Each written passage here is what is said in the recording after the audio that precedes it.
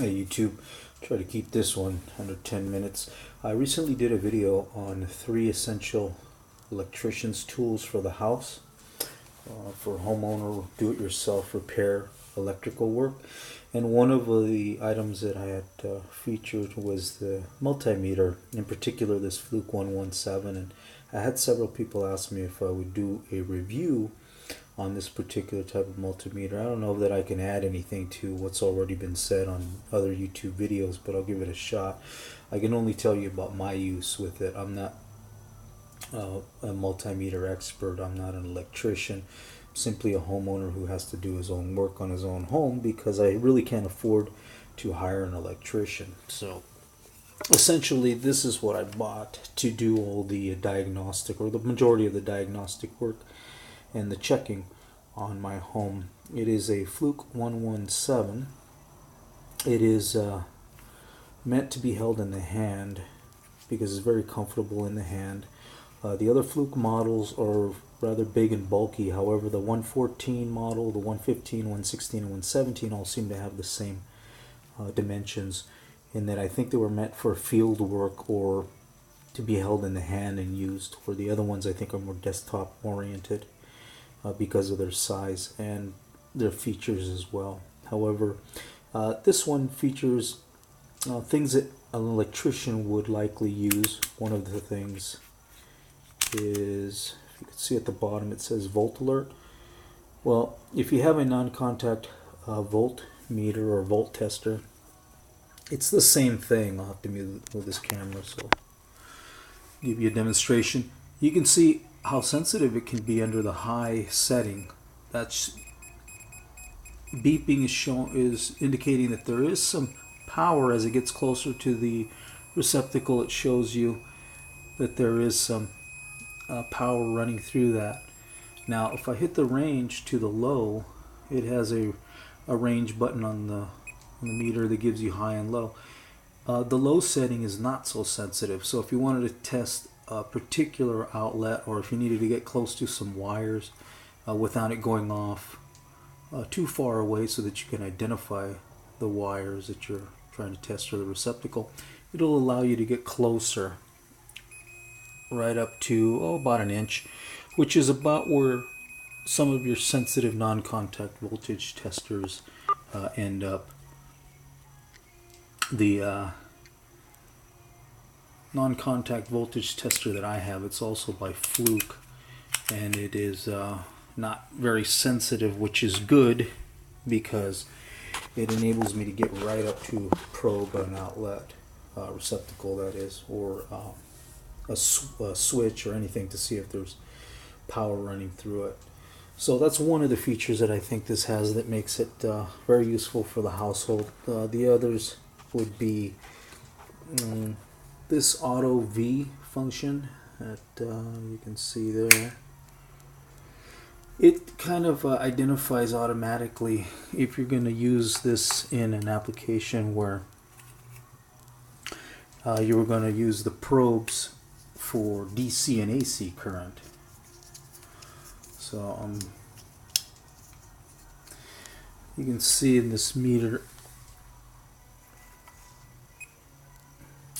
that this is set on the auto V function. And if I go through, I can't hold the camera and do this all at once, but if I put these probes in the outlet, and you see the reading that I have, it automatically recognized AC voltage, and it gave me a proper reading. Now, keeping in the same setting, in the auto V setting, put this camera down. I'm just kind of tilting it on a stand, so hopefully it won't fall off. But if I do this again, in the same auto V function, you could see that it gave me 1.3 DC voltage. Hope you're able to see that. And this is a 1.3 volt AAA battery. So it differentiates automatically between AC and DC. and that's a nice handy feature as well. Otherwise, you simply move this over to the AC setting, which is the V with a wavy line above it. DC setting is the V with the dotted and straight line above it. And then you have the millivolts. I don't use that setting. The upside down horseshoe is the resistance setting. That will give you if you need to check resistance between, let's say this is running through your household. It's a long wire, and you want to see if there's resistance running through it, what it is, and it'll give you a reading of the sort of resistance that's running through that. And that way, if there's too much resistance, you know that it could be in the line, or for a number of other reasons. But that's just one of the other functions that I use this for. It also can be used under continuity for the same purpose, but simply the continuity would be looking at point A, point B, and wanting to see that there's not a broken line. The audible signal tells you there's not a broken line. If it was broken, it wouldn't have any audible noise, and then you can tell from that, and then make your diagnostics accordingly. The other functions that this particular meter has a diode setting. I don't use that. That's more for electronics use. Then the amp settings here, I don't use at all. This requires that the lead probe be placed into this jack here, which allows it for it to be fused. This is a 10 amp fuse, and some of the other multimeters go to milliamps. Same principle, you move the jack from this setting, which is your common, your common is going to be your black, but the normal red probe is going to be in your volts, resistance, and continuity jack. Otherwise, it's amps, being the other jack, or the milli amp jack. But like I said, I don't use that for the home. And problem with using this jack is, just so you know, the reason why you have to switch the jack is because you have to run the current through your multimeter, and that's what enables you to get a readout for the amperage. I don't use that, and I don't find an application for that as of yet. If I do, I would use a clamp amp meter, and that enables a magnetic field to be used to determine a readout. It's much safer, and it doesn't run through the machine or the multimeter. It just runs through a magnetic field on literally a clamp that opens and closes around a wire, but it has to be used around a single wire. It can't be used around multiple lines. And the way that this works is you can't touch one end of a wire that's connected to others. In other words, you have to break the circuit and put this in between it in order to accurately get a readout. And that's just not an application that I think that I've come across around the house. So in any event, this is a very good multimeter, and it's got a lot of functions that I can use around the house. I don't see any reason that I'll ever need another multimeter. It's got a nice durable case on the exterior. It's got a clear screen with the light, backlight that I've shown.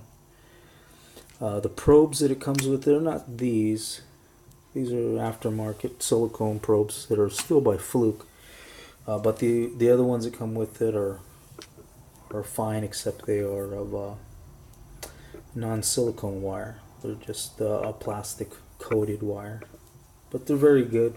I opted for these because they have a little more wear resistance on the ends of the probes, and then they have this cat rating ability to close up this sleeve so you don't have much of the probe metal exposed. That can cause a problem if you're in outlets or other connecting points. If you short it out, could cause a problem. And this is nice and handy in that it allows for us to be rolled back to take on something like a clamp, which slides over, and these particular ones screw on. But you get the idea as far as what the sleeves are for. And while I have these here, I'll show you another thing that I do with the meter. And it's primarily for checking things like switches. If you're not familiar with this is a basic single pole, single throw type switch. And what I'll do is I'll clamp my leads onto the 2 gold screws. I'll set my meter to either resistance, or I can set it to, in this case, continuity setting. It will show me the same thing, in that I have a closed circuit, and the continuity beep tells me that I've opened the circuit properly and it's showing a continuous read, and I can close that circuit. So the switch is operating appropriately, and it is a good switch. This is good if you're having to test out some things like old switches and new switches if you need to replace them. This is another type of a switch, same principle, single pole, single throw, and you can put this on a resistance setting and it'll show you the same thing where it's closed and then open, open, close, that type of thing, where this switch is good as well. These screws, I just put them on there for ease of use, but they typically would be gold screws, but you get the idea. But it's nice to be able to test very quickly things like that around the house. So it's just another way of diagnosing what's wrong with a particular problem. The other features that I would say that this has as far as multimeters go, it is a bit pricey at $160 or $170, but I think the Fluke has a really good warranty if anything goes wrong with them. You can send them back and they'll cover them for you, cover the problems, but they're very, very durable. They're very reliable, and I think they're among the best type of multimeters out there. So certainly you can pick up multimeters for $25 to $50 that are very, very good and have all the functions of this meter and then some.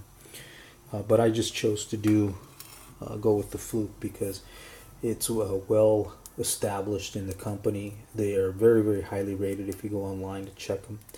And I haven't found many people with any problems with them that they weren't able to address with the company solving the problem for them, or other folks, because of the popularity of Flukes in general, taking care of it and assisting them with that. But I think the meters are great. I think the company is great in terms of they stand behind their product. And overall, I think 1 meter for me is all I'm ever going to need, and this is going to be it. So it's a small investment. Like I said, I can't afford to hire an electrician. The $160 or $170, it wouldn't even cover 1 day with an electrician at my home. So that's the way I look at it. If I'm going to have to do all the work myself, I'm going to put in the money to get some decent equipment, and this just happens to be one of them. Hopefully this was helpful to you. And if you have any questions, please send them out. Thanks.